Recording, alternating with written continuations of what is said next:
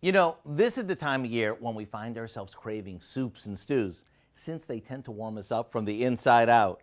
And if you're like me, then no bowl of soup, chili, or stew is complete unless there's something to dunk in it.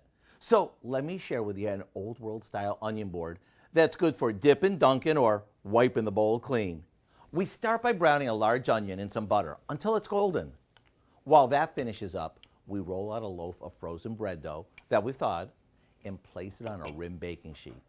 Once it fits perfectly, we brush it with a beaten egg and spread the sauteed onions over it.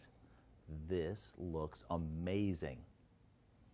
Now, we sprinkle on some poppy seeds and a bit of Parmesan cheese, and into the oven it goes. There you have it, a perfect fresh from the oven solution to dip or dunk into all your comforting favorites. To be honest, it's so good, I could eat half of this before it ever gets to the table. To get the recipe for our Parmesan Onion Board, all you have to do is check out our website. I'm Howard of the Mr. Food Test Kitchen, where today we found a freshly baked way for you to say, ooh, it's so good.